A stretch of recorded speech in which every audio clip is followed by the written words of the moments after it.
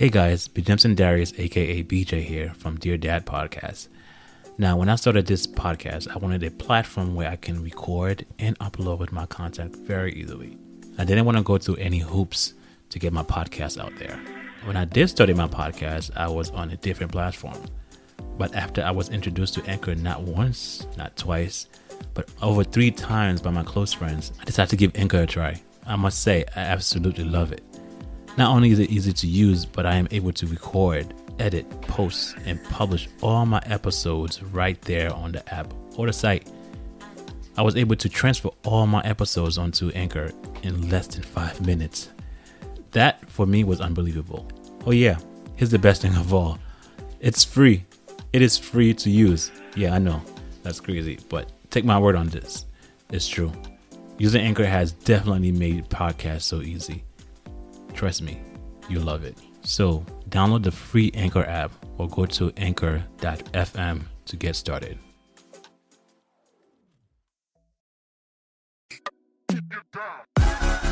Hello, you beautiful people. Welcome to the Dear Dad Podcast, a platform where you can come and express yourself, whether through poetry, spoken words, essay, or simply a live conversation. This is all dad talk. I'm here for you. Let's go.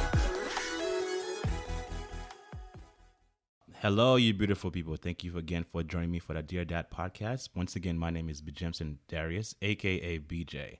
Now, this guest that I have on now today is my older brother. I know you guys heard it before about him. He goes by P. He goes by Peggy, and that's my older brother. And I can honestly say right now, it's a pleasure. It's an honor for me to have him on the show with me right now to tell me his part about fatherhood. His part about my dad, our dad. And his part of as far as the journey becoming a dad. So today, I want to introduce you to my older brother, Peglito Darius. He's the oldest nephew, the oldest son, and the firstborn of the family. So once again, I want to introduce you guys to Peglito Darius. Thank you, BJ. Thank you for having me on this podcast. I know we've been talking about this for a while. You've been asking me for the past several months to come on, and because of schedule differences, we could not make it.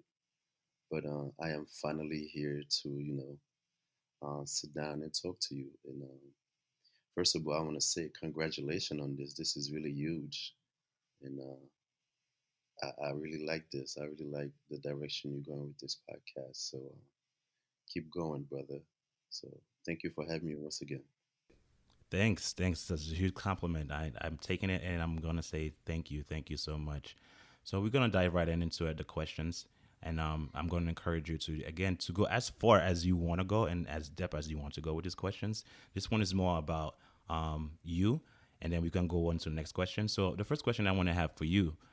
So tell me about P. Well, before I go on, allow me to have a minute to say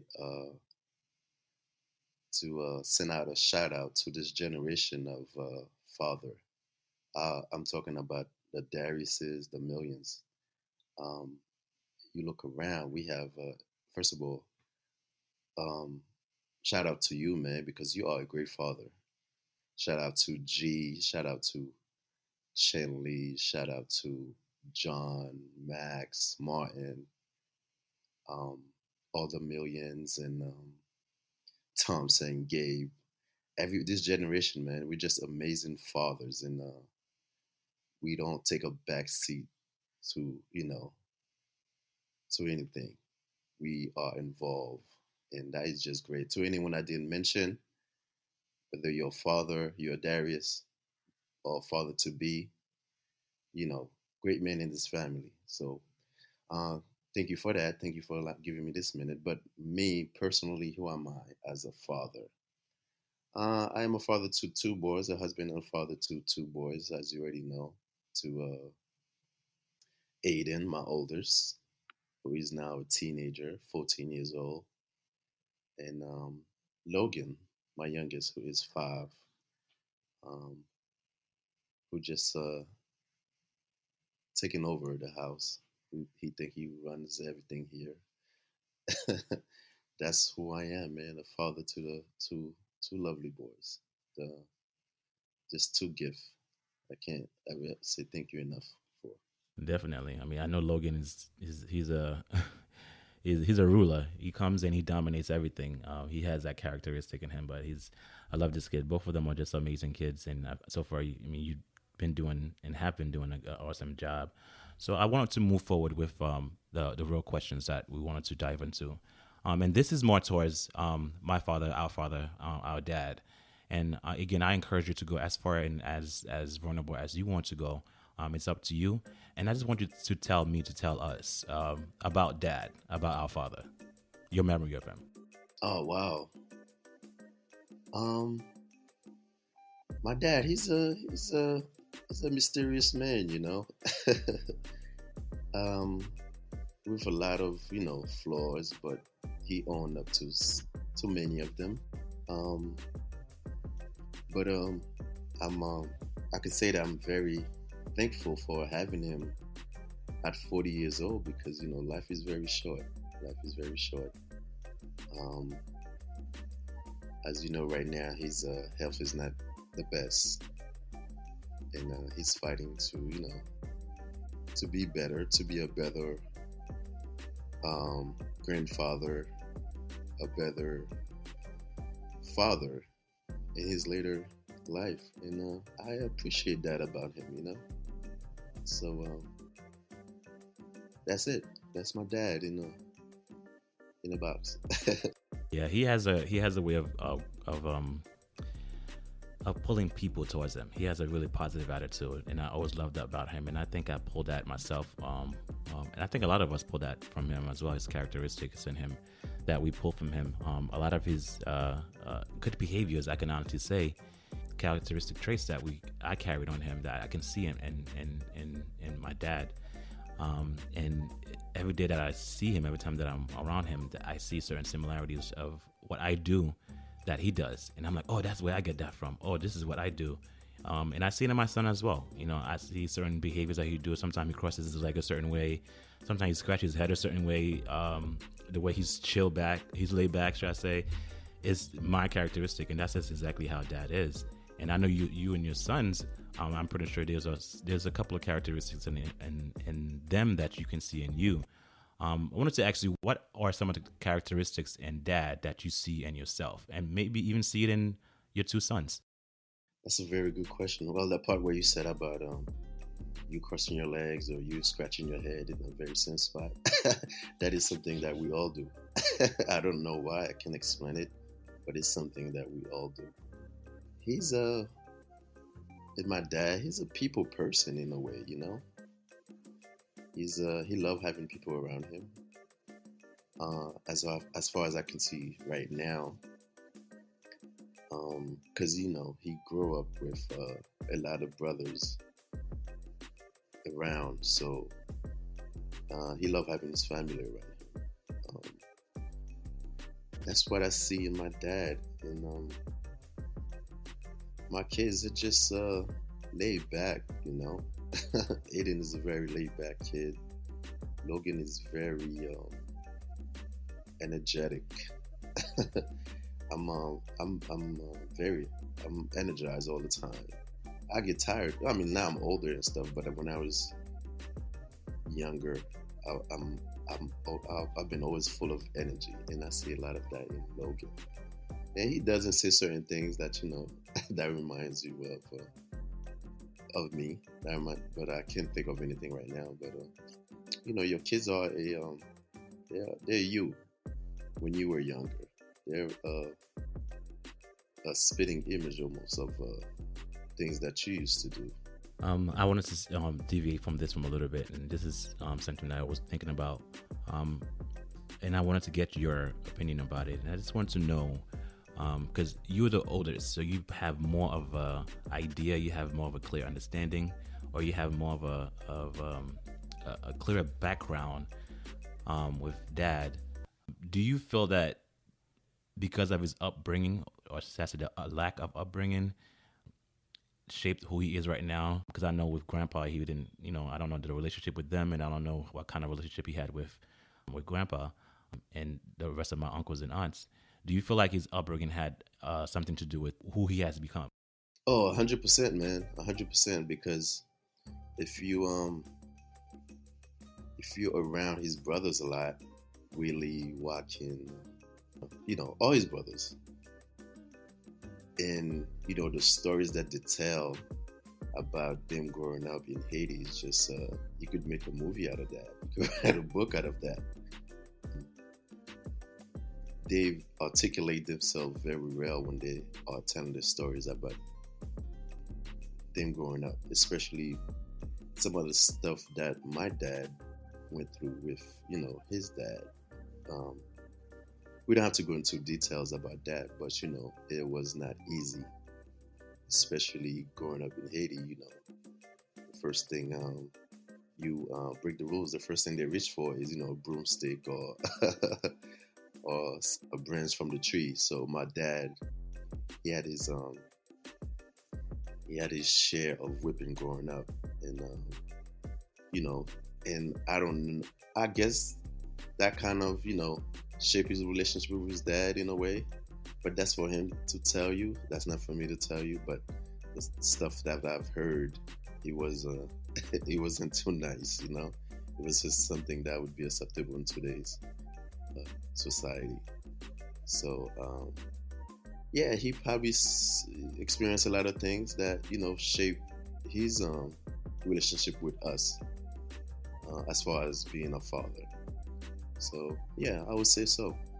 We're gonna change the dynamic a little bit from here, from about our dad, and we're gonna just talk about fatherhood. So it's about you, focusing on you now. So I just want to change that a little bit, and I just want you to tell me about fatherhood. Tell me about how it is to be a dad. How was it like for you? Well, to be honest with you, when I first found out that I was gonna be a father, I was very shaken up. I was very scared. I remember it like yesterday when my wife came up to me and told me that she she's pregnant and she's expecting, and I was very shaken up. I didn't know what to do because I was it was not something I was ready for. I mean, it's not something you can ever be ready for. But I was scared. But once Aiden came along, it was a beautiful thing, man. I just took it, open arms. Like, I never said to myself, okay, I'm not gonna do this, I'm not gonna do that, or I'm gonna, I just sat back and then take care of responsibility, and I've loved it so far, man. It's everything. It's everything. Being a parent, taking care of someone who depends on you, you being there for them and giving them, all the, guidelines, all the, love that you can give. It was different.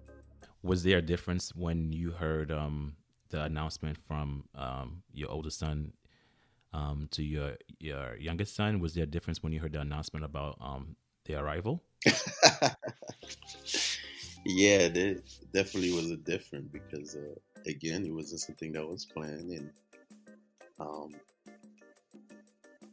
and I wasn't ready for it. I wasn't ready to be father to another child. Just because it's not an easy thing. It's not an easy thing. Um, but to be honest, they are just a gift.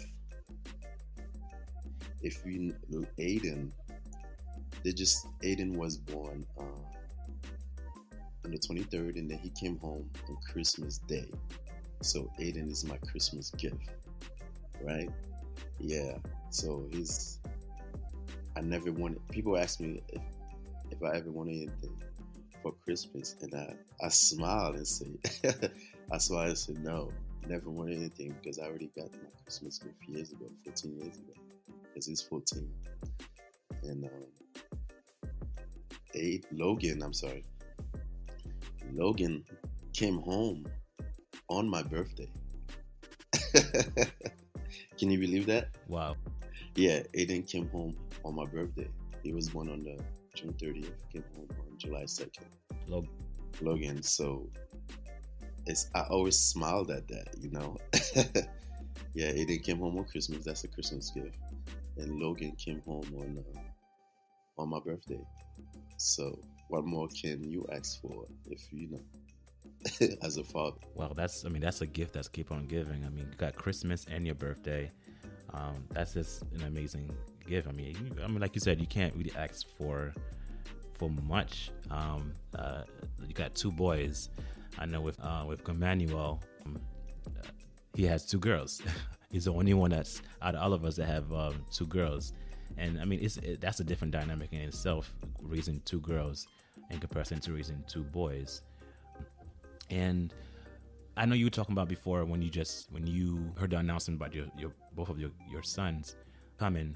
You said you was not prepared for it, or you was not prepared to be a dad yet, or it was just nothing. It wasn't something you were prepared for because maybe your mental state or whatever situation might be.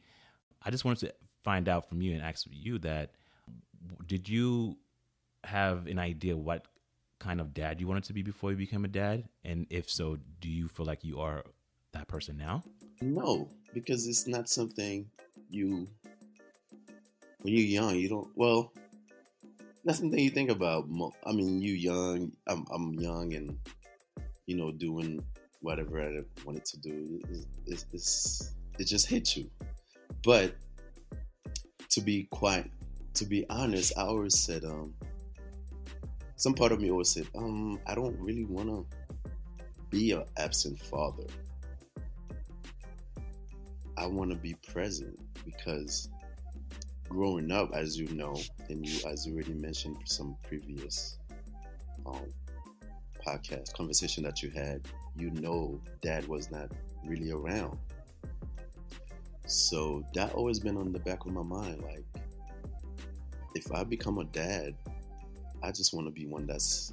I want to be one that the one guy that shows up and be present, no matter the situation. Yeah, so that plays a role in me becoming a father. There's no need to deny it. I think about the type of father that we had, who wasn't always there. He was present, but he wasn't there. You understand what I'm saying? No, 100%. Yes, I do. Yeah, he was not playing the role he should have been playing. And again, I don't blame him for that because he probably had something to do with his upbringing. But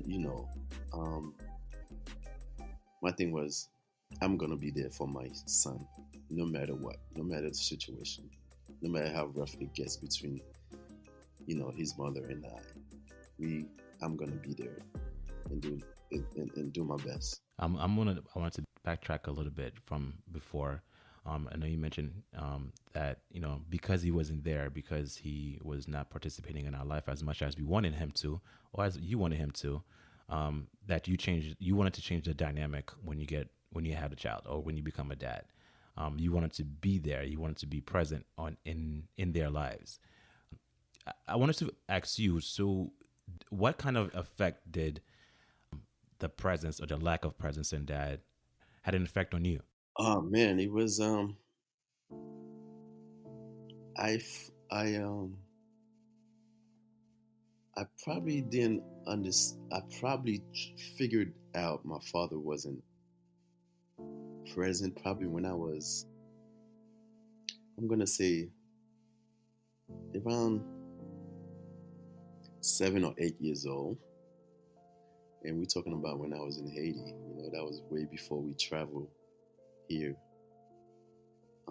Because one of my earliest memories, him showing up on a bike. I can't tell you if it was every day or every weekend, but I know he wasn't present because I can't ever remember him being in the house with us.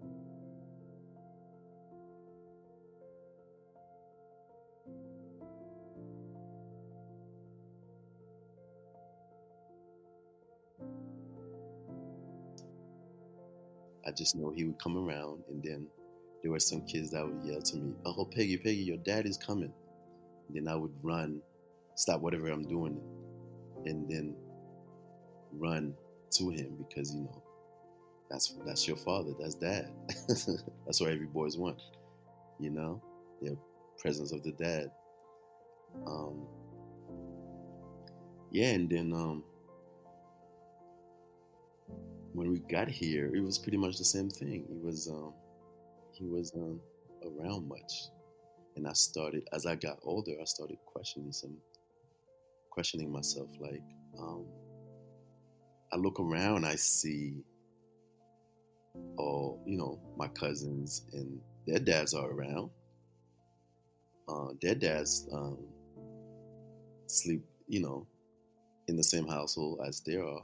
So you start questioning yourself, like, what's going on with my dad? Why isn't he around? Yeah. I know before I mentioned that just him not being there, and just like you said, it definitely had an effect on us.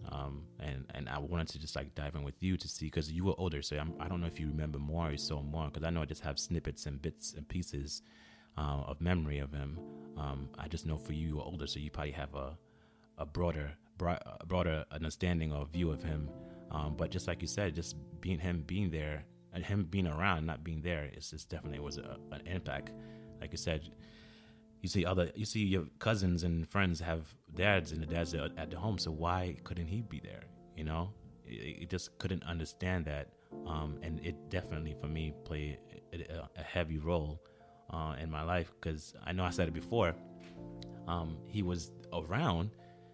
We saw him at family outings. We saw him daily. We saw him, but as far as being in the house, he wasn't there, and that definitely played a role, because the disciplinary action that we needed in our lives, we didn't have it. At least for me, I didn't have it. I didn't have discipline, so therefore, I feel like I needed it to maybe better structure my life, better structure my behavior, better way of acting or not acting a certain way. So it definitely played a role with me. How did that impact you? Him being there but not ever being there. Um, it was tough, man, because um, me being the oldest, is that as I get older and I don't see him, it's like I'm kind of forced upon to not just take the you know the role of being a brother or older brother, but I'm trying to figure out, should I be like a father figure to my younger brother or my younger sisters? Like, what role am I supposed to play? So I'm like confused. I'm trying to balance the two. Like, okay, he's not around. I'm the oldest. I'm supposed to take charge because that's what a older son's supposed to do. So it was very tough, man, um, and I didn't really want to occupy myself with being a father, really, because I didn't understand it. I don't know what it was, what I'm supposed to do. I know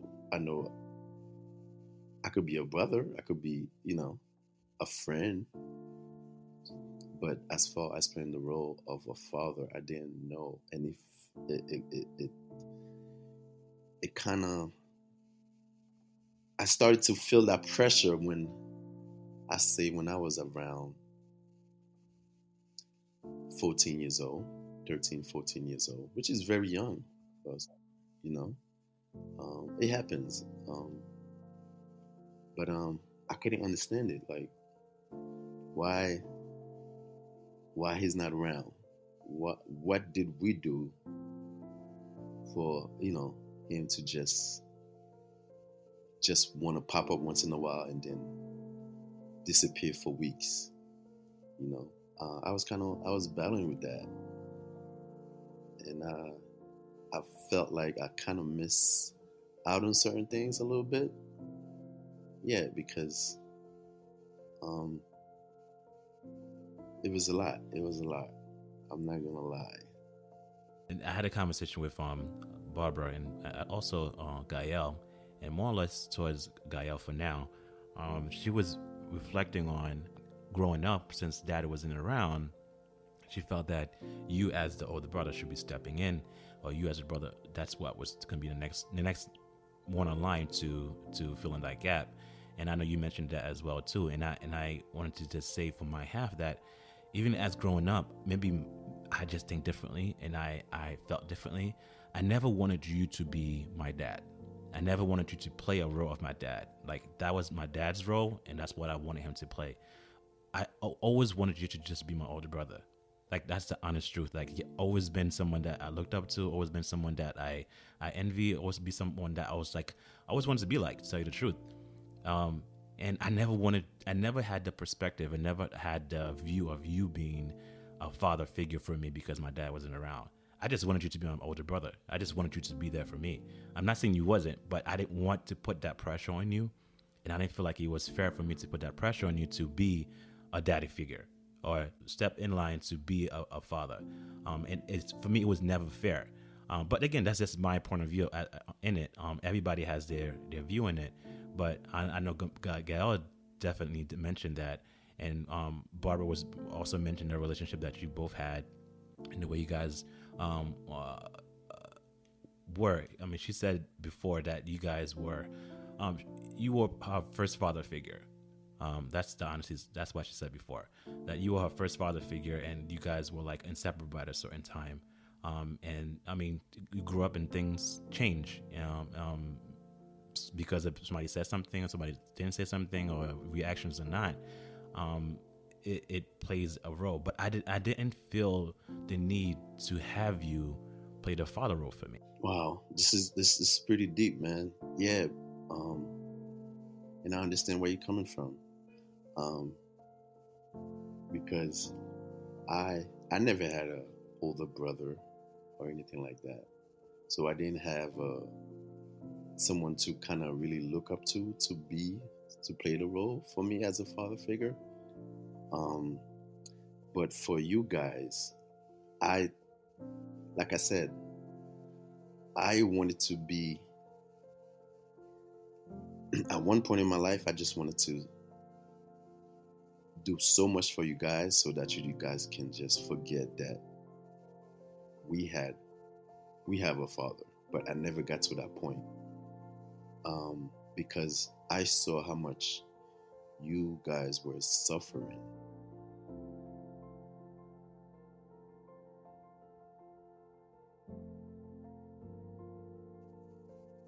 As an older brother, I saw how much you needed dad around, how much G needed dad around, how much Gael needed dad around. So I wanted to play that role, but I could not figure it out because I was so young. And what am I gonna do?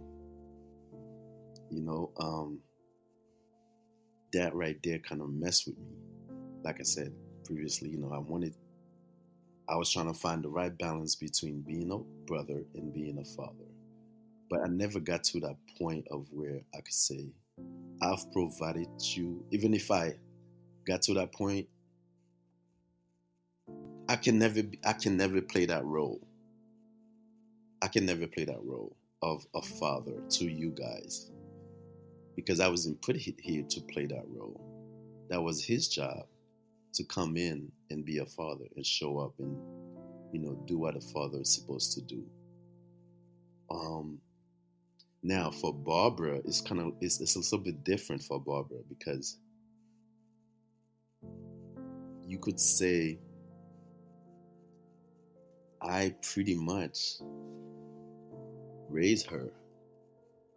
Yeah, my dad was around to see her, but I pretty much raised her. I was probably her first father figure, you know, because when she came home, you know, for those first, I don't know, 5 years or whatever time we were down there living in that one bedroom apartment, it was just me.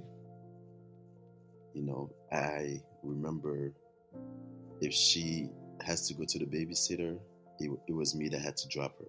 If she had to be picked up, it was me that had to pick her up. So diapers had to be changed, it was me that had to do it, you know, at times. Of course, you guys was around helping, but I was always keeping the eyes, like, as the older brother. So my very first experience as a father, you could say, start with Barbara.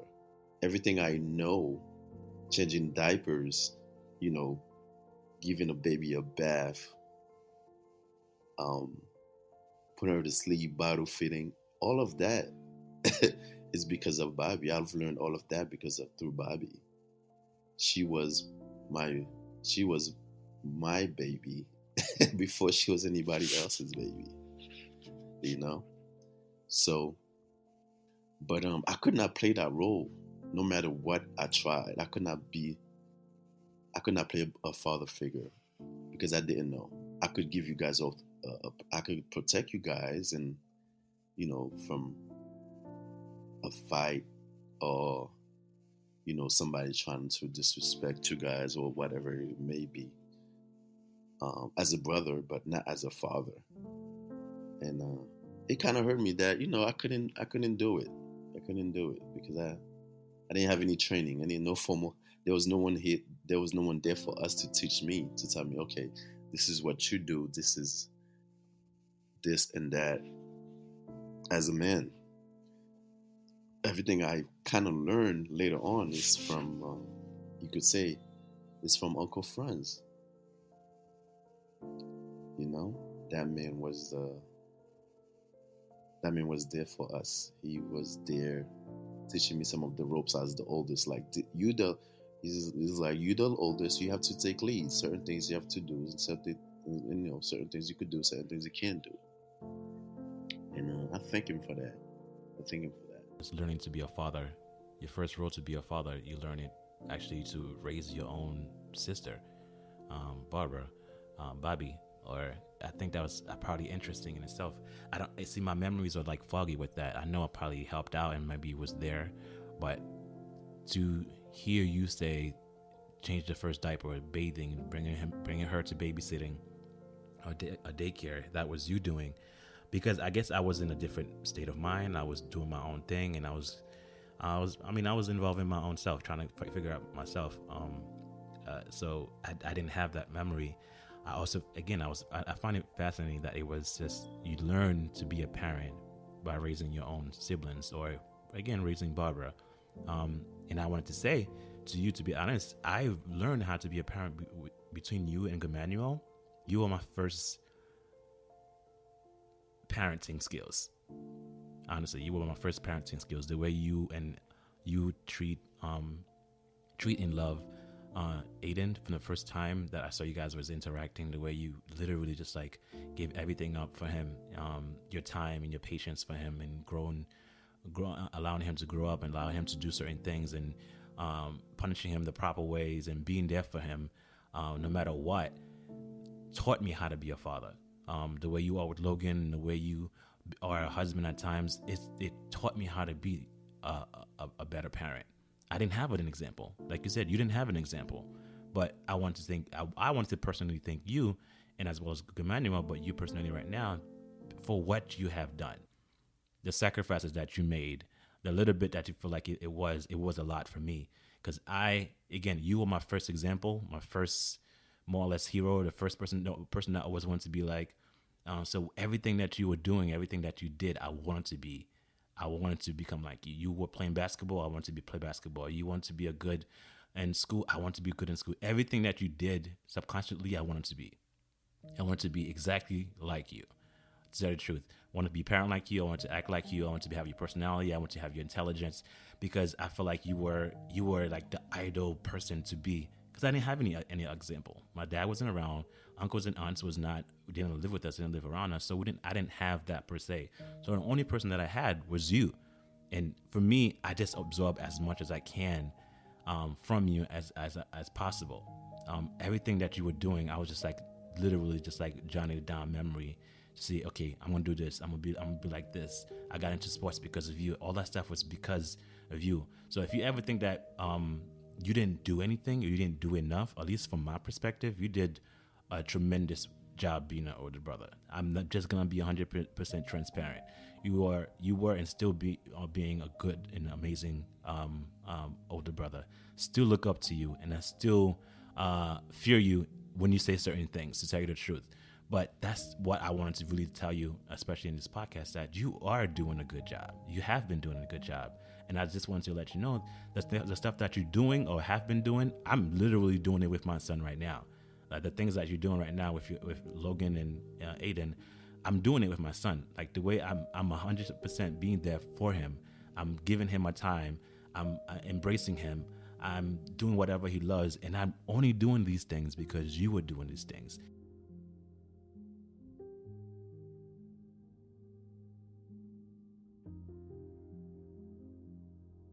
Still today, at this age of 38 years old, I'm still following your shadow. I'm still mimicking you. You know, I don't know if you know to that degree that this is what's going on, but I wanted to literally freely tell you this is how it is for me right now with you. Wow, thank you so much for that, BJ. I honestly did not know. Um, that's how you felt. Um, one thing is, I know growing up, I always wanted to be, I always wanted to be a good example to you and all the guys, Barbara, Gammanuel. It's always, it's always in the back of my mind that I couldn't do certain things because I know you watching. I know Gammanuel's watching. So, not to say that there was things that there are things I didn't want to do or I couldn't do, but I know you guys was always watching. So I always want to be a good example to you guys, and I'm happy that you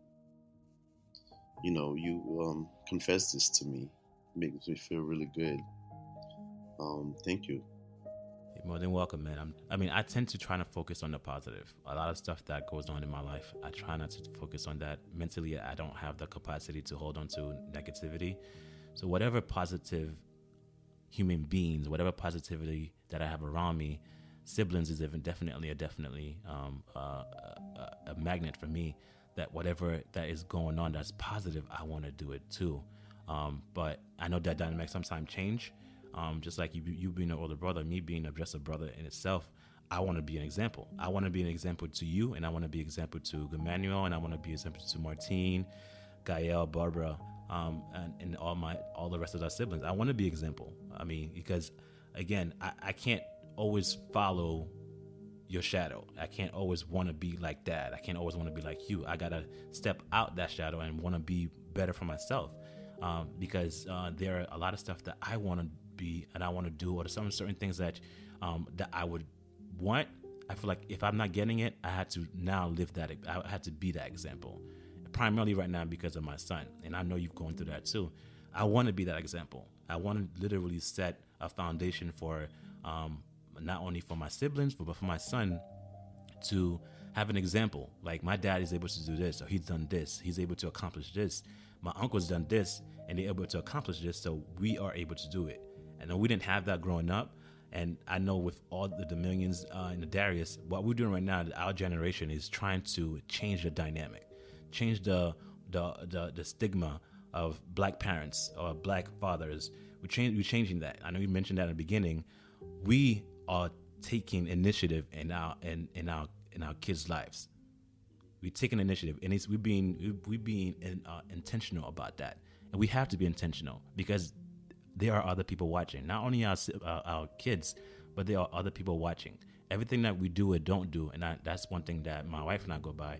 Everything that we do or don't do, there's always somebody paying attention.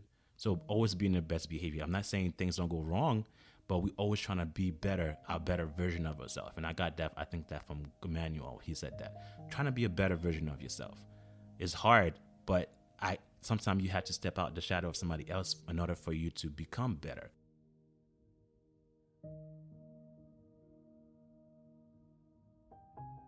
you have to know that you want to be better to become better.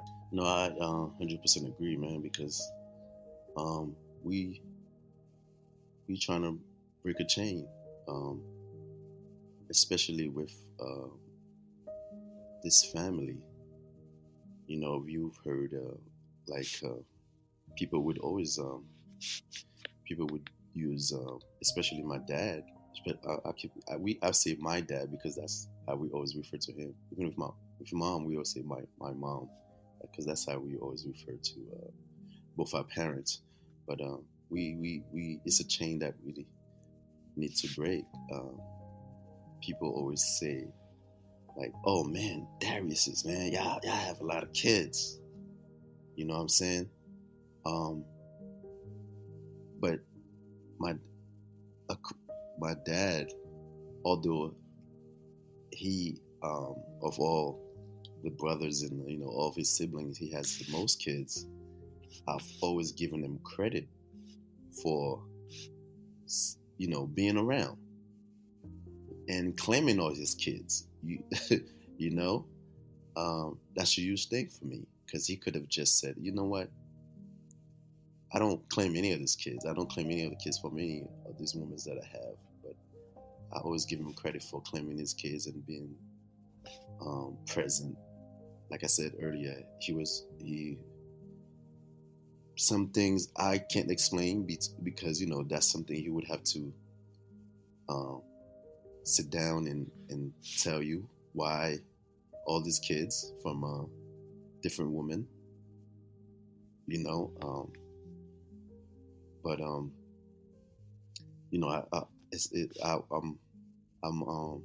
thankful that he acknowledged all of his kids, and it's not like he just dump them off to anybody and be like, "Hey, you take care of my responsibility." But it's a chain that we need to break, and I'll try to talk to Aiden about that as well. Like, how you carry yourself out here, it means a lot, because people are always talking and always judging, you know. Um, but this generation, as I mentioned earlier, a lot of credit, man. A lot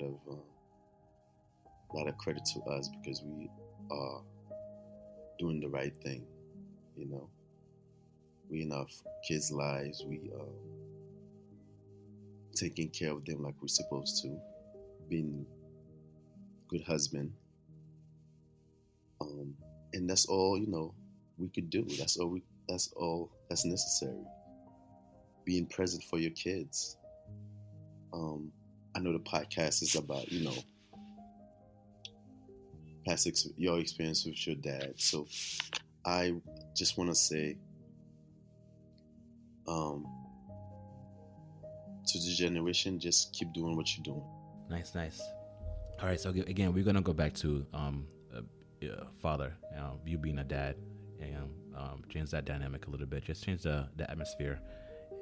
So tell me, what do you enjoy most about being a dad?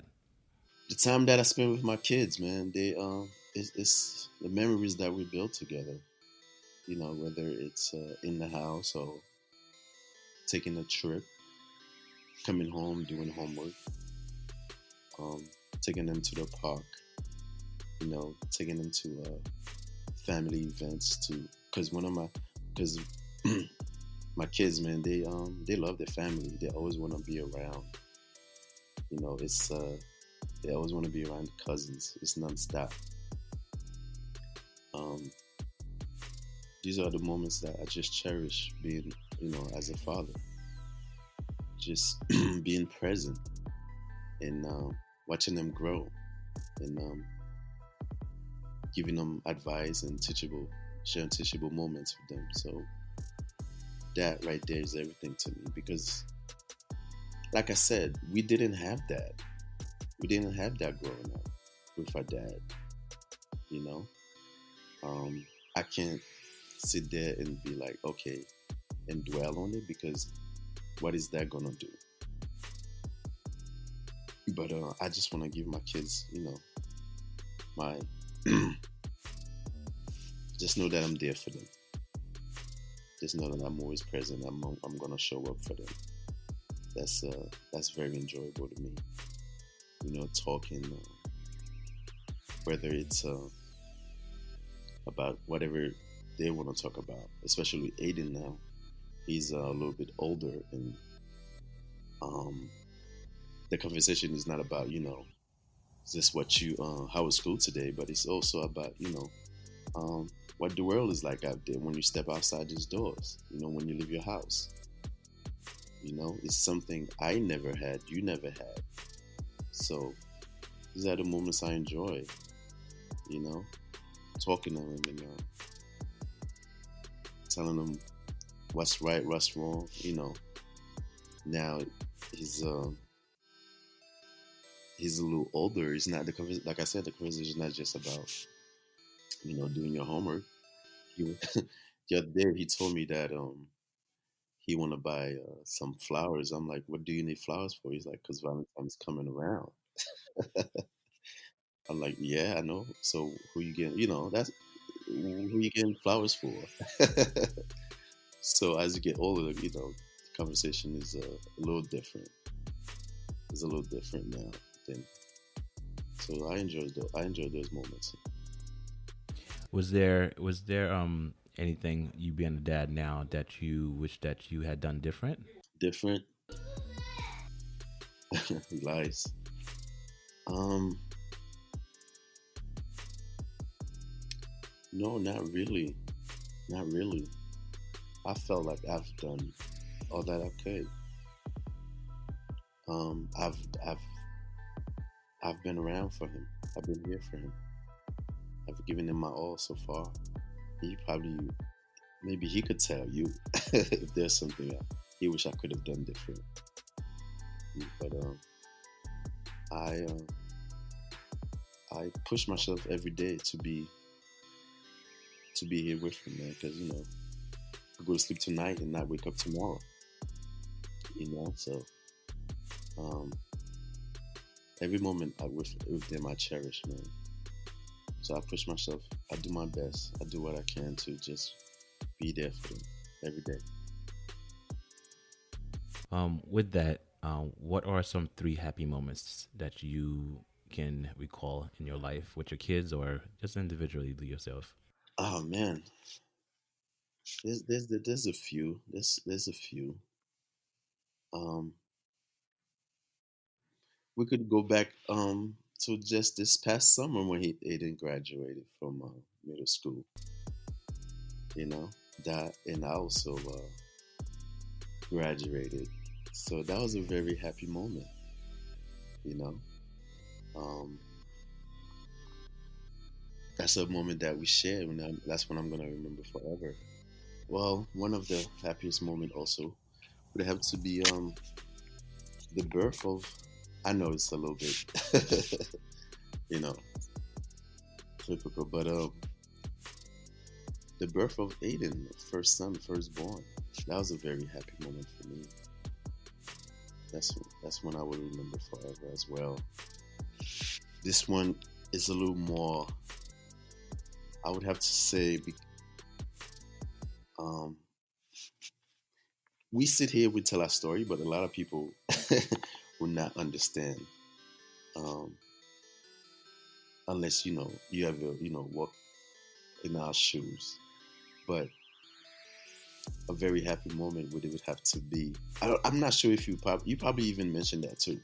I'm not sure, but someone mentioned that um, just moving out from a one bedroom to a four-bedroom apartment. That was amazing, man. That was amazing because for years,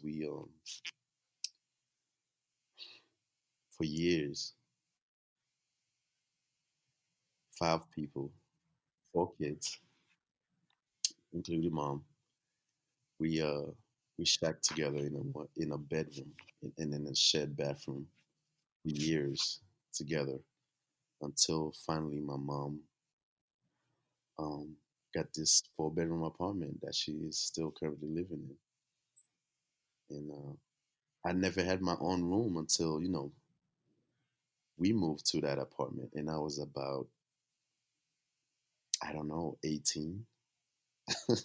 So could you imagine that? I never had my room until I think I was probably 18, and that was a very happy moment for me. Yeah, that was a moment for I think all of us that was there. Definitely for me, it was definitely a moment as well to cherish, to look back on. And I mentioned before when I don't know if you remember, when we first moved in, not moving, the first day we actually got the key and we entered the apartment. I said it before, but I don't know if you remember it. Me, you, and Emmanuel ran to the back room to see if we can get the room that we want. And I picked the one that you wanted to have, and you could kick me out. So now I had to share a room with Emmanuel. And again, I couldn't complain because you were the older brother, so whatever you said, go. So I really couldn't really say anything. So I can remember that clearly, vividly, that the one that I really wanted was the one that he was like, no, I want that, and literally kicked me out and locked the door behind you. But that was definitely a memory for me too, even still today. I have dreams about that day. I have dreams about the one room that we would all staying in, and you said it you said it nice when you said we were stacked on. It's literally, it was just like all of us were in there, and then you have my mom that had Barbara, the youngest one, and that's a different dynamic in itself. So it was a struggle. It was hard. It was very, very hard. I can't even. It was very, very hard. I can't even begin to like explain the details and how bad it was. But again, like you said, I'm not trying to focus back in the past, but I want to be better now. I Right. want to focus on the future. Right. Yeah, man, that was a rough time in our lives, man. Um, we don't really need to go back on that because I felt like you elaborated on it on a previous episode, and for some people who know our story, they know our story. If they don't, okay, then they probably don't. I just want to say, for some people who don't understand from the outside looking in, don't look at it as us trying to, you know, um, bash our dad. Okay, you know what we here trying to do. We just here trying to give our take, you know, um, on growing up, what it was like growing up. I don't want people to sit there and be like, "Oh, this is bad." No, it's not bad. It's just our experience growing up, and that's what we went through. We learned it out. We've battled it for a very long time, and for you to come out and and talk about this on a podcast where everyone is listening, uh, I shake your hand on that because it's not an easy thing to talk about. It's not an easy thing to talk about. What we went through. Um, some people might visualize it, might see it. Some people might don't. But it was not easy. It was not easy growing up without our dad being around. Okay. um, that's pretty much what it was. It was not easy. 6, 7 years old, 8, 9 years old, um, in being in a drug infested building. You know, I give us a lot of credit as well, man, because we we could have. None of us turned into any drug addicts or anything like that. None of us got into drugs because it was very easy to just do that, because it was all around us, in the inside the building, outside. We've seen and experienced a lot of stuff, So we made it, man. I'm just happy we here. None of us, like I said, got into drugs.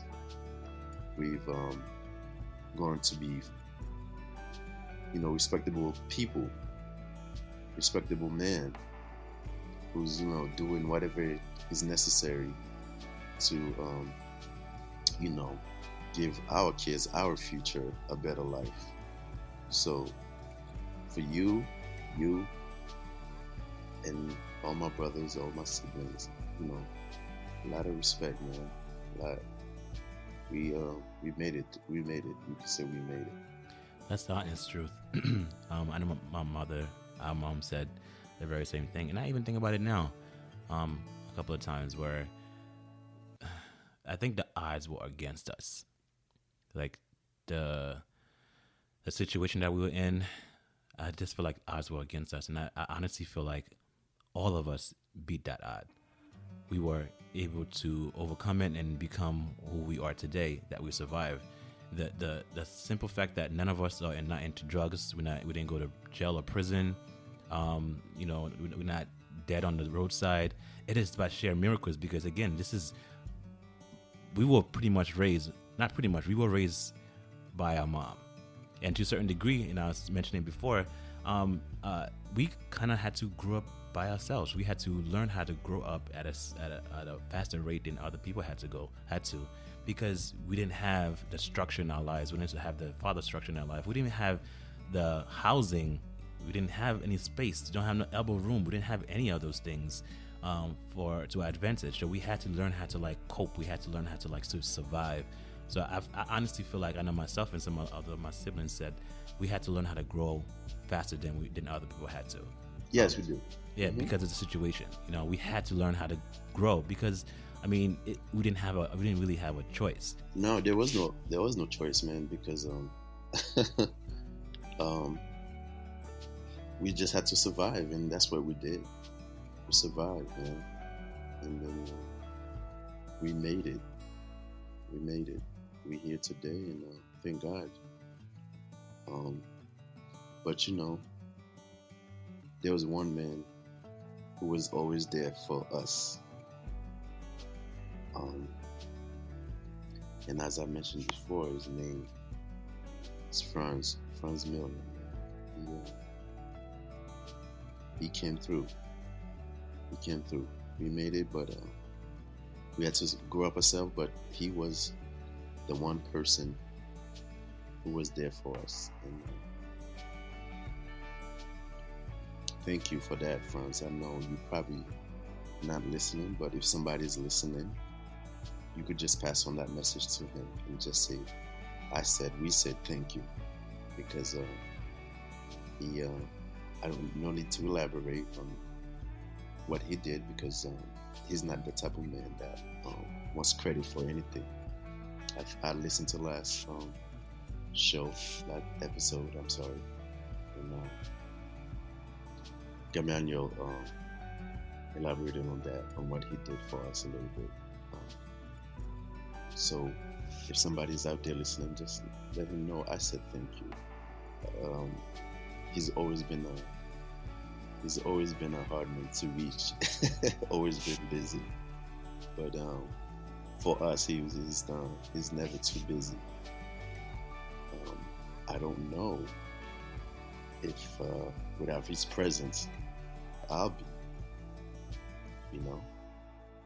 I don't know where you'll be, where Barbara would be, where Gael will be, because he was always present for us. How do you want your children to remember you? Good question. Just know that I was a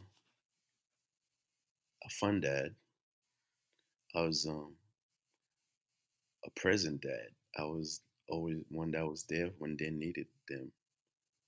Um, when they needed me. I'm sorry. Um, when that I wasn't harsh, or I was not absent. I was there when they needed me, and that's all. No more, no less. Cool. I have literally about 2 questions more to ask you, and then I can just like let you be on your Yeah, way. man, as much questions as you like. Okay. Um, I know we spoke about dad before, and I just want to wrap this up as far as talking about dad. I wanted to ask you if you had the chance right now, if dad was listening or you was in front of him, to tell him anything that you wanted that was on your heart. Again, I know you said you don't, try not to hold grudges and not trying to look back. But if you had to sit down with him, or he's listening right now, and you want to tell him something, what would you want to tell him? Wow. Um, you know what? Um, that window is still open. Um, it's not just me, but I feel like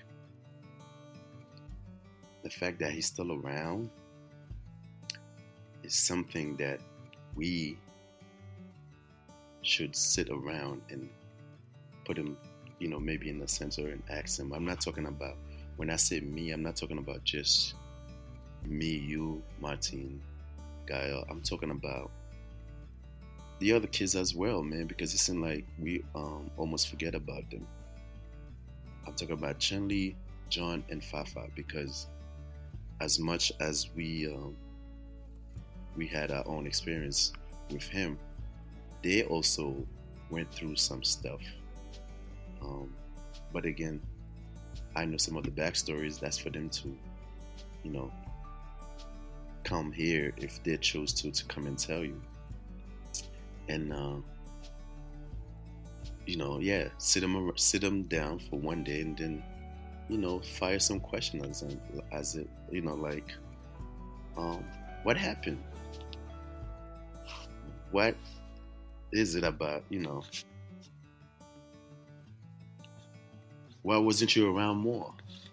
Just that. Why wasn't you around more? And just to hear it from him. It's not too late. I don't think that's something that is too late for us to do. I've heard mom said that many times. Like, maybe you guys just need to sit him down, and ask him what happened. And maybe he have an answer, not just for me, but for all of us. Because tomorrow's not promised, man. He's here. I think it's something we should sit down and something we should take into consideration and do. And if you look at him now, I think he would be more than willing to sit down and talk to us. I think we'd be doing him a great service if we could do that, sit down and talk to him. And I don't think he would have any problem doing that. And that's something I look forward to. Maybe something I could put together, or one of us could put together. Because as much as I suffer when I say we, I'm talking about my mom's kids, Violet. I think the other kids, John, Chenli, Edwin, they suffer as well. It wasn't just us. They still have their own stories to tell. So that's what I would do. Yeah.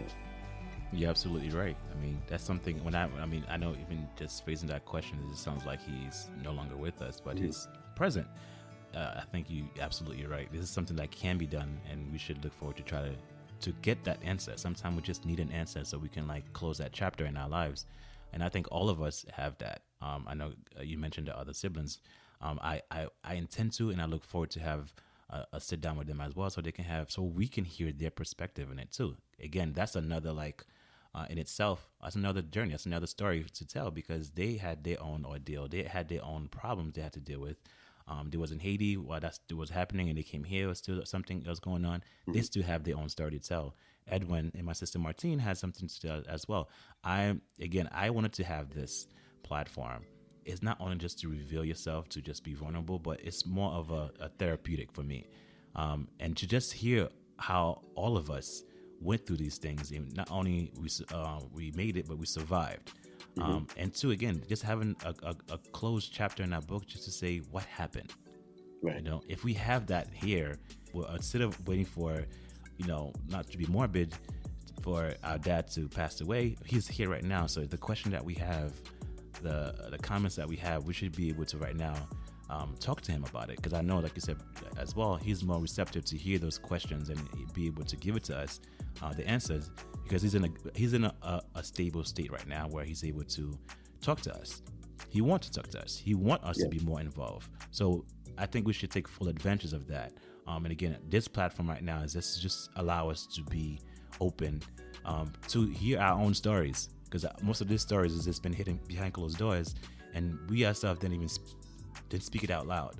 Speaking it out loud is, for me, is therapeutic, not only for me but for my siblings. And I told Emmanuel just a few days ago, I want us to be better. Granted, our relationship and our upbringing was not the best, but it's not focusing on the past. It's what we are today and what we can do today to better ourselves and better our future, and better our future for our sons and daughters and for our wives. That's my focus. It's therapeutics. It's for us to understand and see where different views and different ways of things happen. You have yours, I have mine. Not to say any of it is wrong. It's just, that's just your view. We grew up in the same household, but you have a different perspective of it, and that's what I want to get. There's so many of us. I want all of us to have a story to tell, so they can know, okay, this is how you overcame this stuff, and you made it. And that's, for me, that's my core. That we made it. We overcome a lot of stuff. We overcame a lot of stuff, and we made it. And the fact that we're here is by God's grace. And if we can share our story, maybe you can help somebody else that's going through it currently, and say that they can make it as well. Because again, you never know how many people or who you can impact by telling your story. And that's what I want to do. I want to tell my story, and I want to tell our story, so somebody else can hear it and say they can make it as well. Or just to have the rest of my families, Darius family, Million family, to know this is what we went through. It wasn't what you thought it was, or maybe it was, maybe it isn't, but this is what we got from it. This is how we were able to overcome these things. And definitely something that I want to continue doing, and I want to develop it and revamp it if I have to. But this is a platform for all of us to become better, all of us to do better. And as I said before, a better version of ourselves. We didn't have the best upbringing, again, but we can do better for the future that's coming up, especially for our sons and daughters. Yeah, and that's all this is all about. Giving the next generation a better path to, understanding your past, and not do something I did or the generation before me did. And that's all it's about. Just getting the message out. Expressing yourself. So leaving something behind for the future generation. Because what good is it to just keep repeating the same thing over and over, right? Yeah. And like I said, I respect you for this, because it takes a lot of courage to just, because how it's not how many people have the courage to just come out and say some of the things we've said, because people just bottle things up and not talk about it. So for you to say, I know there's a lot. I'm here telling you how I'm feeling, but at the same time, there are things I'm not revealing to you. There are things I keep inside, but that's those things I choose to keep inside, because it's not that it's bad or anything. I just don't want to share. But again, respect, a lot of respect to you for doing this, man, because it's good to talk. It's good to talk. It's good to let things out. Definitely, that is my goal, just for us to be more communicative towards one another, to be more open.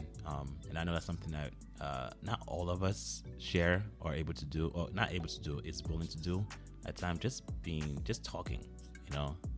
Sometimes we are so into ourselves and so into ourselves doing things that we don't even have the basic conversation at times. So, before I wrap it up and I just ask you the last question, I just wanted to open the table for you to see if you have any questions for me that you wanted to ask or wanted to know. Yeah. It seems like you, since I've known you, BJ, I've never known you to raise your voice. And I always wonder, what does it take for you to do that? Because I never see you get too high or too low. You always even kill. Where does that come from? Oh, that's a good question. I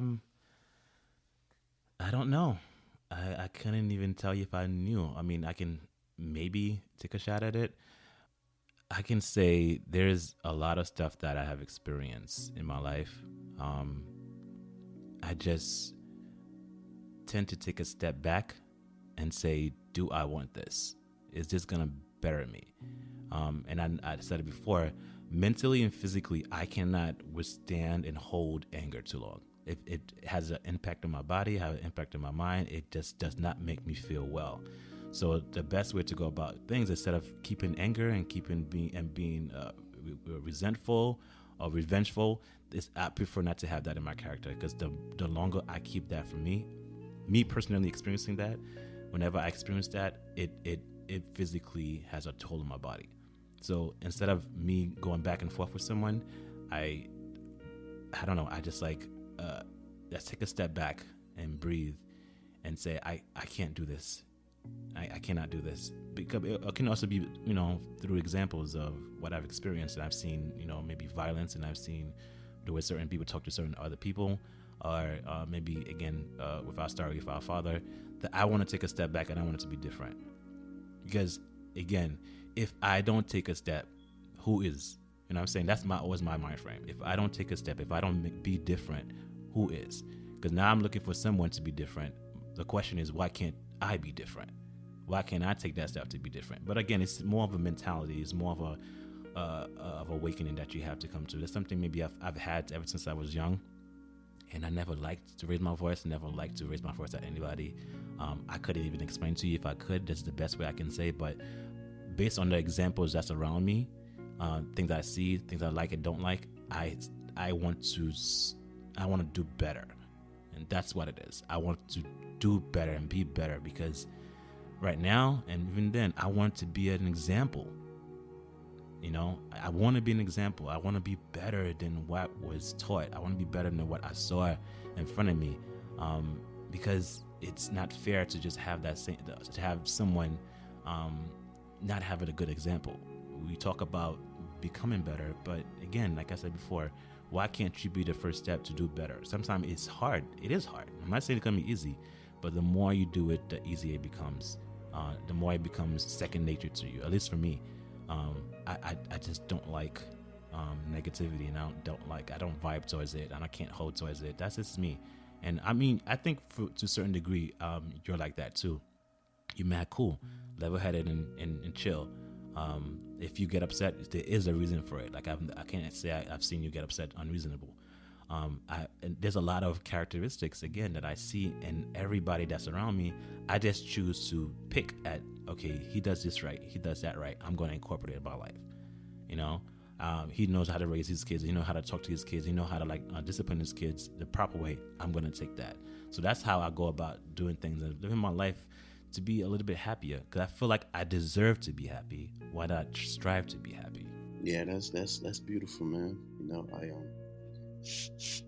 always you always been one to keep to yourself, do the right thing, a God-fearing man, and I always respect that about you. And I love the man you become, man. You become to be. That's very beautiful, man. Watching you, and now that you're a father, it's a beautiful thing to see the relationship that you have built with Elias, man. It seems like he's the center of your world, and that's the way it should be. And I love that. I love the bond. I love the relationship. You just keep doing what you're doing, man. No need to look back, because like I said, we've made it, man. We've come so far. I giggle out loud because people don't know. We came far, man. And keep striving, man. Just wanted to tell you, man, I love you. Wow, thank you, man. I take the compliment, and I'm flattered, and thank you for saying these words. I love you. I love you so much. Really, honestly, I still do, and I can't say I still do, and I'm really grateful for who you are and what you have become. And again, thank you for the compliment. just to wrap up, I just wanted to ask you, what do you want the dads, the father figures out there to know? You know what? Whether you're a father now or a father to be, just it's 24 hours in a day, man. Find some time for your kids. You know, I don't care how busy you are, what you're doing. There's nothing more important than giving your kids your time. Find some time for you and your kids, because it's the most important thing you can give them. It's the most important thing. Give them love, shower them with love, let them know that you love them, tell them every day that you love them, whether they like it or not. Give them hugs. I'm always hugging my kids, you know.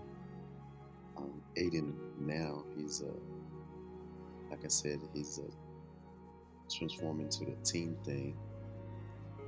He almost don't want to hug me anymore, but you know, he just want to shake hands. But every now and then, man, I'm hugging him. I'm telling him I love him. I'm walking to his room and checking up on him. That is what's important, man. Giving your kids your time. You spend 8 hours at work. You spend 2 hours in the gym, and you know, do whatever it is in between. But if you're not giving your kids your time, then what are you doing? And that's all I would tell other fathers and future fathers to be. And that's what I see in our generation, in my family now. That's what we do. So to everyone out there, just keep doing that. To my generation, my kid, my family. As you can see, you could see it that we take this thing very seriously. We take this being a father, very seriously. So if you're a father to be or plan to become one day, just make some quality time for your kids, and that's what I would tell every father's out there. Got it. Awesome. Man, I want to just thank you again. Thank you so much for just like the time that you took to just like come into this podcast, and meant a lot for me. I was nervous, but I'm happy that I got this done. I'm happy that you were here to just open up and just telling me about your story, to tell you the truth. I'm really, really happy that you came to do this. And again, guys, if you guys listening, you heard what he said. You know, be intentional. Be intentional with your time. Be intentional with hugging your kids, no matter what age they are. Be intentional, guys. For whatever time that you have, again, you spend time at work, you spend time at the gym, you spend time away. When you are at home, be home. Spend time with your kids. You know, really actually spend time with your kids.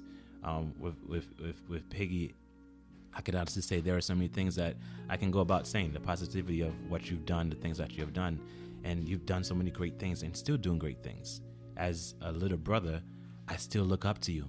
I really still look up to you. The things that you do, I still look up to you. You are such an amazing father. You're such an amazing husband, and you are an amazing brother. And I want to thank you for what you've done, the example that you've given me and my other siblings, for being an older brother, for being that person in our lives. Granted, we didn't have a father in our lives. Granted, we didn't have that figure in our lives. We had other father figures. But because you were present in our lives, because you're present in my life, it made a huge difference. And every day that I am next to you, every day that I'm in your presence, it makes me feel like a kid again. It makes me feel small again. Small, not like insecure, but just like that's your older brother. You need to respect him. So even still now, you can say no, and no means no. There's no arguments, because that's the authority that you have in you as an older brother. And I am so respectful of you. I love you for everything that you are. I love you for who you are and what you have become, and the dad that you are, the husband that you are. You are such an amazing person, and I encourage you to continue doing more. I encourage you to become more. And I encourage you and everybody else to become a better version of yourself. Who you wanted to be better than that. You know, that's an amazing trait that I want to continue having, and I wanted to implement and say. And I think I might say it continuously throughout the podcast. Be a better version of yourself. I want to be a better version of myself. So everything that I do, I'm going to be intentional about it. Spend time with your kids. Spend time at home. Again, like hug them, kiss them, and just like be in their presence. Know what they know. You know, it could be as they get older, they might be a little annoyed with you, but don't stop. Because what happens is when they get older, they're going to want to be like you. They want to be like their dad, you know.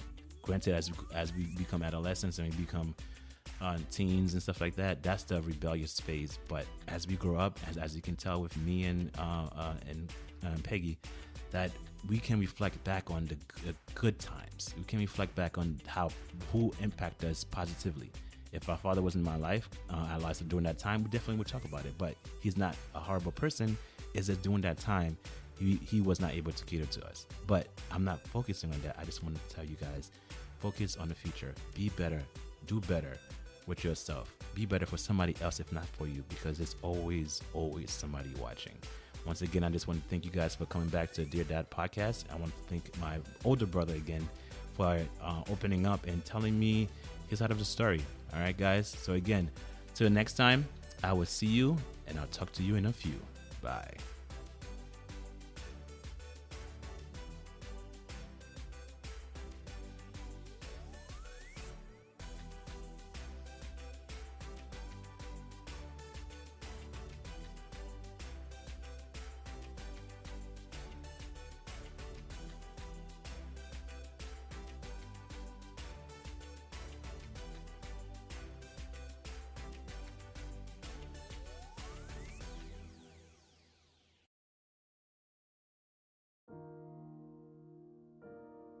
Big brother. As the first seed, you were planted and grew to become so strong, thin and skinny, but ever so strong, ever so smart. You are placed in an environment of freedom and laughter, in a culture rich with possibilities, no fear, no boundaries. The first, the strongest, the bravest. For as far as I could remember, I always wanted to be just like you. There is something about being the oldest, being the firstborn. Such great pride and great joy you brought to the family. You are simply an amazing person, remarkably smart, strikingly bright. I wanted to be just like you in every way. I looked up to you with such admiration. When I'm around you, I still feel like a kid. I still feel the need to run after you, to know what you know, to do what you do. You are and still are one of the coolest person I know. I learned to love music from you, your albums and playlists of songs. Artists such as Lauryn Hill, Blackstreet, Miles Davis, and the one and the only Sade. You are my first friend, my first role model, my first iron, my first legend, my first superhero. Yes, I can honestly say you are my first hero. All grown into adulthood, I can still see your cape. I see it strongly when you look at your sons. I see it from the way you love and embrace your sons. I see it flying by when you sacrifice yourself every time for someone else's happiness. So thank you. Thank you for being such an amazing person, for being our hero, my hero.